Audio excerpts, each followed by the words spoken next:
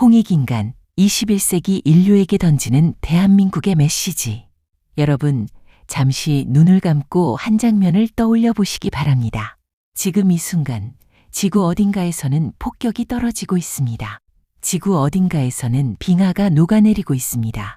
지구 어딘가에서는 어린아이가 굶주림에 울고 있고, 지구 어딘가에서는 한 청년이 외로움에 스스로 목숨을 거두고 있습니다. 21세기 인류는 화성에 로켓을 보내고 AI가 시를 쓰는 시대를 살고 있습니다. 그런데 왜 우리는 이토록 불행합니까? 왜 우리는 이토록 분열되어 있습니까? 왜 우리는 이토록 지구를 망가뜨리고 있습니까? 무엇이 문제인가? 인류는 길을 잃었습니다. 기술은 폭주하는데 그 기술을 어디에 쓸 것인가라는 철학이 없습니다. 경제는 성장하는데 무엇을 위한 성장인가라는 답이 없습니다. 개인은 자유로운데 무엇을 위한 자유인가라는 방향이 없습니다. 오늘 저는 5,000년 전 이 작은 한반도에서 우리 조상이 외쳤던 단 4글자를 여러분께 다시 들려드리려 합니다. 홍익인간, 널리 인간을 이롭게 하라. 이 4글자가 21세기 인류에게 무슨 의미인지, 왜 지금 이 순간 가장 절박하게 필요한 메시지인지 함께 살펴보겠습니다. 홍익인간이란 무엇인가? 먼저 정확하게 짚고 가겠습니다. 홍익인간이라는 말의 출처는 어디일까요? 삼국유사 고조선조 이련스님이 13세기에 기록한 우리 민족의 역사서 중 하나입니다. 그 안에 이런 구절이 있습니다. 환인께서 아들 환웅이 자주 천하의 뜻을 두고 인간 세상을 탐내자 아래를 내려다보시고 삼위태백을 보심에 가히 홍익인간 할 만한지라 이에 천부인 세계를 주어가서 다스리게 하셨다. 이것이 우리 민족 건국 신화의 한 장면입니다.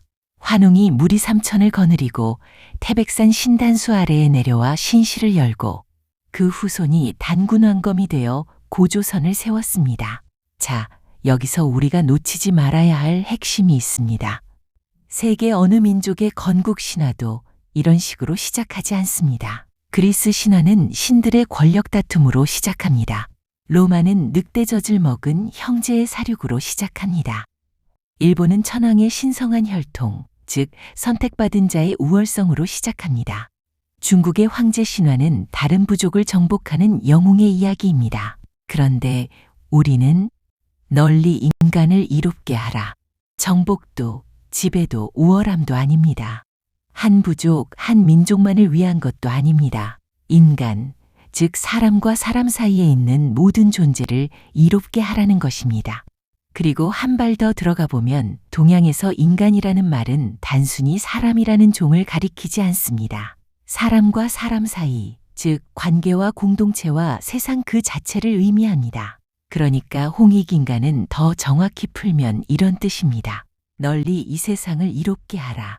모든 관계를, 모든 공동체를, 모든 생명을 이롭게 하라. 이것이 5,000년 전 이 땅에 살았던 우리 조상의 건국 이념입니다. 왜 이것이 그토록 특별한가? 여기서 한 가지 깊이 짚고 가겠습니다. 왜 홍익인간이 그토록 특별한 사상인가? 세계 사상사를 한번 펼쳐봅시다. 첫째, 서양 문명의 두 축, 그리고 그 한계. 서양 문명은 크게 두 기둥 위에 서 있습니다. 그리스 철학과 헤브라이즘. 그리스 철학은 이성 로고스를 강조했습니다. 인간은 이성적 동물이다.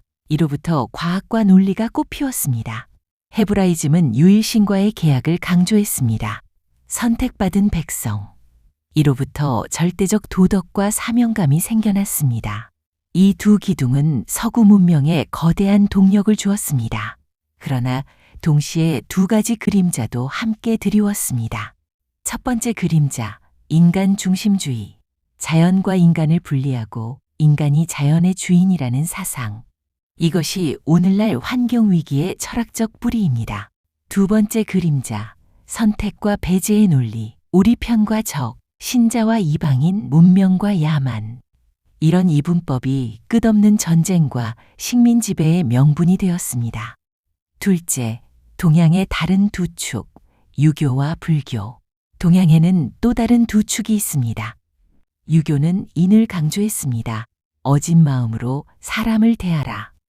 그러나 그 중심에는 위계 질서와 가족 중심주의가 있었습니다.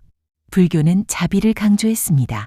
모든 중생을 구하라. 그러나 그 본질은 세상으로부터의 초탈, 해탈에 있었습니다. 두 사상 모두 위대합니다. 그러나 한쪽은 질서에, 한쪽은 초월에 무게가 실려 있습니다. 셋째, 그리고 홍익인간, 제3의 길. 그런데 우리 조상은 5,000년 전에 이 모든 것과 결이 다른 사상을 던져놓았습니다. 홍익인간은 인간 중심도 아니고 자연 중심도 아닙니다. 인간과 자연이 함께 이루어지는 길입니다. 선택받은 자의 사명도 아니고 모두를 향한 자비도 아닙니다. 널리 이롭게 하라는 수평적이고 보편적인 적극성입니다. 위계도 초월도 아닙니다. 현세, 이 땅, 이 삶 속에서 모두를 함께 이롭게 한다는 실천 철학입니다. 그래서 어떤 학자들은 홍익인간을 이렇게 표현합니다. 가장 오래된 미래의 사상.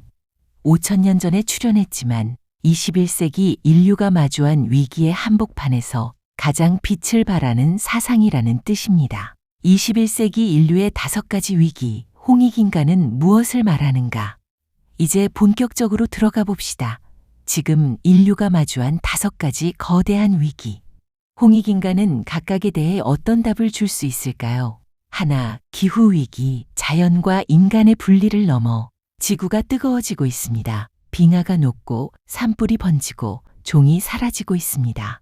근본 원인이 무엇입니까? 인간이 자연을 정복의 대상으로 봤기 때문입니다. 데카르트 이후 서구 문명은 나는 생각한다, 고로 존재한다며 인간을 자연 위에 올려놓았습니다. 그런데 우리 조상은 어떻게 생각했습니까? 환웅이 내려와 신시를 연 곳은 태백산 신단수 아래입니다. 나무 아래입니다. 자연 안에서 자연과 함께 인간 세상을 시작했습니다. 홍익인간은 인간만을 이롭게 하라가 아니라 인간이 속한 이 세상 전체를 이롭게 하라는 사상입니다. 그것은 곧 자연을 우리의 일부로, 우리를 자연의 일부로 보는 시선입니다. 기후위기 시대에 홍익인간은 인간 중심주의를 넘어선 새로운 생태윤리의 원형이 됩니다. 둘, 양극화, 분열을 넘어 함께. 빈부격차가 사상 최대로 벌어졌습니다. 상위 1%가 전 세계 부의 절반을 가진 시대. 인종 갈등, 세대 갈등, 젠더 갈등, 사회는 갈갈이 찢기고 있습니다. 이 시대에 우리에게 필요한 것은 무엇일까요? 즉 널리라는 글자를 다시 봅시다. 좁게가 아니라 넓게, 일부가 아니라 전체를, 한 계층, 한 세대, 한 진영이 아니라 모두에게 이로움이 미치도록. 이것은 단순한 재분배 이상의 의미입니다. 누가 잘 되어야 우리가 잘 되는가의 답을 바꾸는 일입니다. 서구의 자유주의는 내가 잘 되면 사회가 잘 된다고 했습니다. 사회주의는 사회가 잘 되면 내가 잘 된다고 했습니다. 홍익인간은 널리 함께 잘 되어야 진짜 잘 되는 것이다. 이것이 한국이 세계에서 가장 빠르게 빈곤에서 벗어나면서도 어느 정도 사회적 결속을 유지해온 깊은 이유입니다. 우리 무의식 안에는 나만 잘 살면 안 된다는 깊은 정서가 있습니다. 양극화 시대의 홍익인간은 새로운 사회계약의 철학적 기초가 될 수 있습니다. 셋, AI 시대, 기술의 방향을 묻다. 챗GPT가 등장한 후 인류는 거대한 질문 앞에 섰습니다. AI를 어떻게 쓸 것인가? 군사용으로, 감시용으로, 노동자를 대체하는 도구로, 아니면 인류 전체를 이롭게 하는 도구로. 미국 실리콘밸리는 혁신과 효율을 외칩니다. 중국은 국가의 통제를 강조합니다. 유럽은 규제와 인권을 말합니다. 그런데 한국이 던질 수 있는 메시지가 있습니다. AI는 홍익인간을 위해 쓰여야 한다. 널리 인간을 이롭게 하는 도구로. 이것은 단순한 슬로건이 아닙니다. AI 개발의 모든 단계, 데이터 수집부터 알고리즘 설계, 응용 분야, 이익 분배까지 모든 단계에서 이것이 정말 모두를 이롭게 하는가를 묻는 윤리적 잣대가 됩니다. 지금 세계는 AI 윤리를 만드는 중입니다. 미국식, 중국식, 유럽식, 아닙니다. 홍익인간식 AI 윤리, 이것이 한국이 세계에 줄 수 있는 가장 깊은 선물 중 하나입니다. AI 시대에 홍익인간은 기술의 방향타가 될 수 있습니다. 넷, 정신건강 위기, 외로움의 시대를 넘어 전 세계가 외로움의 전염병을 앓고 있습니다. 우울증, 불안장애, 자살률 모두 사상 최고치를 갱신 중입니다. 왜 이렇게 됐을까요? 한마디로 현대인은 자기 자신과만 연결되어 있고 다른 모든 것과는 끊어졌기 때문입니다. 서양의 개인주의는 너는 너 자신이다라고 가르쳤습니다. 그것은 한편으로 자유를 주었지만 다른 한편으로 너는 결국 혼자다라는 깊은 고독을 남겼습니다. 홍익인간은 다른 인간관을 제시합니다. 인간이라는 한자는 글자 그대로 사람 사이입니다. 동양에서 인간이란 고립된 개체가 아니라 관계 속에 있는 존재입니다. 내가 이루어지는 것은 남도 이루어질 때 비로소 진짜 이로움이 됩니다. 내가 행복해지는 것은 함께 행복해질 때 비로소 진짜 행복입니다. 이것은 K드라마의 정서이기도 합니다. 왜 세계가 한국 드라마에 열광합니까? 거기에는 할리우드에 없는 관계의 따뜻함이 있기 때문입니다. 가족의 정, 친구의 의리, 이웃의 정, 이 모두가 홍익인간이라는 깊은 우물에서 길어올린 정서입니다. 정신건강 위기 시대에 홍익인간은 관계의 회복이라는 처방전이 됩니다. 5. 전쟁과 분열, 평화의 새로운 문법. 지금 이 순간에도 전쟁이 벌어지고 있습니다. 우크라이나, 중동, 그리고 또 어딘가에서 평화 사상은 많습니다. 칸트의 영구평화론, 간디의 비폭력주의, 유엔의 집단안보. 그러나 모두 한계를 보였습니다. 홍익인간은 평화를 어떻게 말할까요? 널리 모두를 이롭게 하라. 여기에는 적이 없습니다. 이로움을 함께 나누는 자만이 있을 뿐입니다. 흥미로운 점이 있습니다. 한국은 일제강점, 6.25 전쟁, 냉전의 최전선이라는 가장 깊은 상처를 겪은 나라입니다.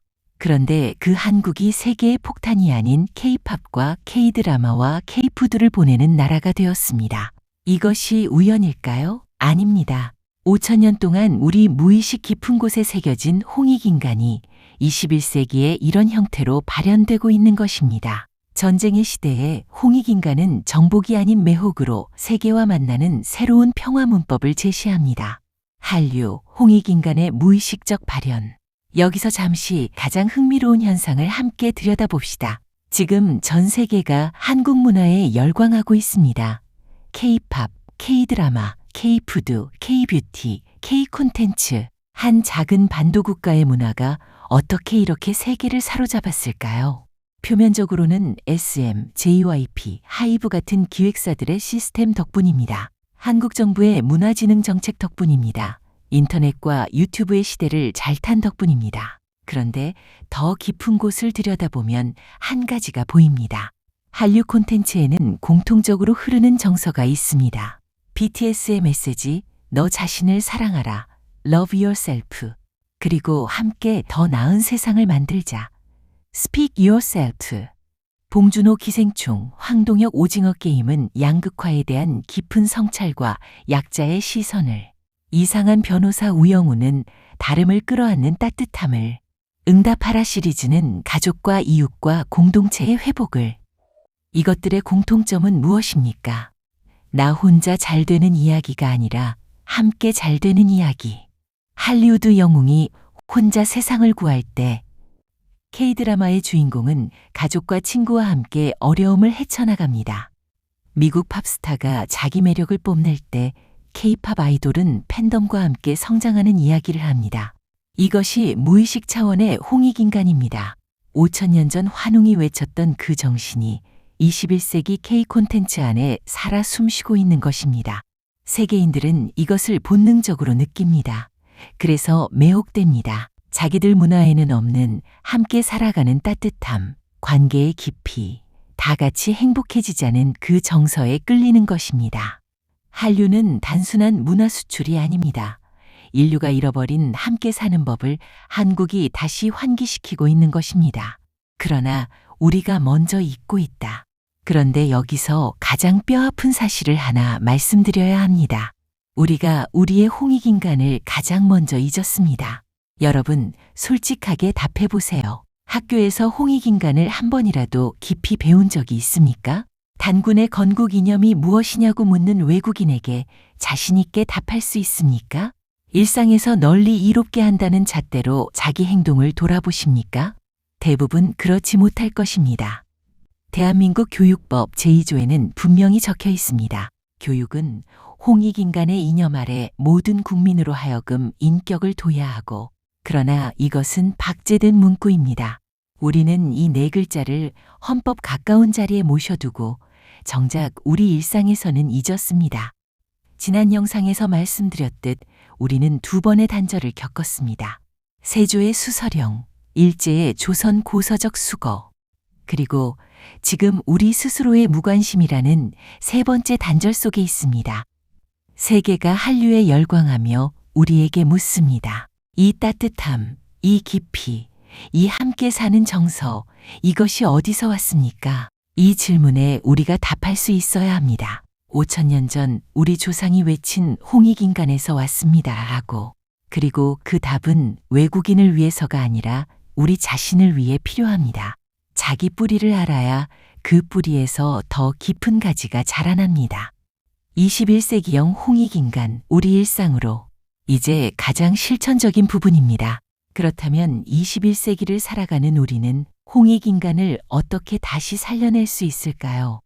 거창할 필요가 없습니다. 오히려 가장 작은 일상에서 시작해야 합니다. 첫째, 가정에서 가족 안의 홍익인간. 가장 작은 사회는 가정입니다.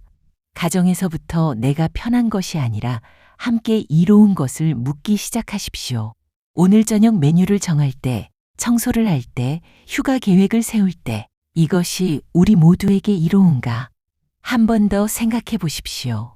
그것이 5,000년 사상의 첫걸음입니다. 둘째, 직장에서 일터의 홍익인간.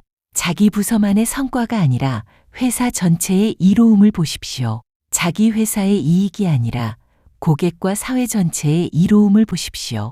이것은 고지식한 이상주의가 아닙니다. 21세기 비즈니스의 새로운 표준입니다. ESG 경영, 사회적 가치, 이해관계자 자본주의, 세계가 이 방향으로 가고 있습니다. 그리고 그 정신의 가장 오래된 원형이 바로 홍익인간입니다. 셋째, 소비에서 지갑을 여는 손끝의 홍익인간. 내가 사는 물건이 누구를 어떻게 이롭게 하는가, 누구를 해치고 있지는 않은가. 공정무역 커피 한 잔, 동물복지 달걀 한 판, 친환경 비누 한 장. 이런 작은 선택이 모이면 시장이 바뀌고 세상이 바뀝니다. 이것이 홍익 소비입니다. 넷째, 건강에서 자기 몸을 통한 홍익인간. 이 부분은 제가 40년간 천착해온 영역과 연결됩니다. 자기 자신을 깊이 이롭게 하는 사람만이 남도 이롭게 할 수 있습니다. 자기 몸 하나 다스리지 못하는 사람이 어떻게 세상을 이롭게 합니까? K120 영노화 프로토콜. 이것이 단순한 장수 프로그램이 아닌 이유가 여기 있습니다. 건강하게 오래 사는 자기 자신이 가족과 사회와 인류 전체의 가장 큰 이로움입니다. 병들지 않은 70대, 80대, 90대가 많아지는 사회, 그 자체가 홍익인간의 21세기적 실천입니다. 다섯째, 콘텐츠와 표현에서 한마디 한 줄의 홍익인간. SNS에 한 줄을 올릴 때, 댓글 하나를 달 때 이것이 누군가를 이롭게 하는가 해치는가? 그 질문 하나만 가져도 우리 디지털 세상은 훨씬 따뜻해질 것입니다. 이 영상을 만드는 저 자신도 그 잣대를 늘 묻습니다.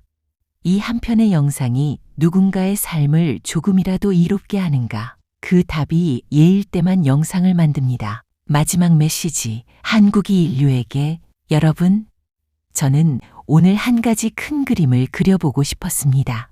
지금 인류는 거대한 전환점에 서 있습니다. 산업혁명 이후 300년 동안 달려온 길이 한계에 부딪혔습니다. 새로운 철학, 새로운 삶의 방식, 새로운 문명의 원리가 필요한 시점입니다. 서양은 자기들이 만들어온 길의 한계를 보고 있습니다. 그래서 동양에 눈을 돌리고 있습니다. 어떤 이는 불교의 마음챙김에서, 어떤 이는 유교의 공동체 윤리에서, 어떤 이는 도교의 자연관에서 답을 찾고 있습니다. 그런데 우리에게는 그 모든 것을 아우르고 통합한 가장 오래되었으면서도 가장 미래적인 사상이 있습니다. 널리 인간을 이롭게 하라. 홍익인간. 5,000년 전 이 작은 한반도에서 우리 조상은 인류 문명에 내놓을 가장 깊은 선물 하나를 준비해 놓았습니다. 그것이 오랫동안 잊혔다가 지금 21세기 인류가 가장 절박하게 그것을 필요로 할 때 우리 손에 다시 쥐어졌습니다. 이것은 우연이 아닙니다. 5,000년 동안 묵묵히 우리 DNA에, 우리 무의식에, 우리 일상의 작은 손짓에 새겨져 있던 그것이 이제 세계를 향해 발현될 때가 된 것입니다. K-팝이 한 번의 유행이 아닌 이유, K-드라마가 단순한 오락이 아닌 이유, K120 영노와 프로토콜이 지엽적인 건강법이 아닌 이유, 모두 여기에 있습니다. 그 모든 코리아의 K, 한해 깊은 뿌리에 홍익인간이 있습니다. 그리고 그 홍익인간이 지금 21세기 인류 문명의 새로운 길을 비추는 등불이 되려 하고 있습니다. 한국은 작은 나라입니다. 그러나 한국이 가진 사상은 작지 않습니다. 우리 조상이 남긴 네 글자는 인류 전체를 비출 만큼 큽니다. 이제 우리가 할 일은 명확합니다. 먼저 우리 자신이 홍익인간을 다시 기억하는 것, 그것을 우리 일상에서 다시 살아내는 것, 그리고 그 빛을 세계와 나누는 것. 이것이 지금 이 시대를 살아가는 한국인의 가장 깊은 사명입니다. 저는 믿습니다. 21세기 인류는 결국 홍익인간의 길로 올 것입니다. 다른 길은 모두 막혀 있기 때문입니다. 정복의 길도 분열의 길도 자연을 짓밟는 길도 모두 막혀 있습니다. 남은 길은 하나입니다. 널리 함께 모두를 이롭게. 이 길을 우리 조상이 5,000년 전에 먼저 열어놓았습니다. 이제 그 길을 다시 닦아 인류 전체에게 보여줄 차례입니다. 그 길의 첫걸음을 오늘 이 영상을 보고 계신 여러분과 제가 함께 내딛기를 진심으로 바랍니다. 건강하게 오래 사는 것도 홍익인간입니다. 가족을 따뜻하게 안는 것도 홍익인간입니다. 이웃에게 친절한 한마디 건네는 것도 홍익인간입니다. 이 영상에 담긴 작은 깨달음을 누군가와 나누는 것도 홍익인간입니다. 오늘 하루 단 한 사람이라도 더 이롭게 하는 하루가 되시길 빕니다. 그것이 곧 5,000년 우리 조상이 우리에게 남긴 유산을 오늘 우리가 살아내는 방식입니다.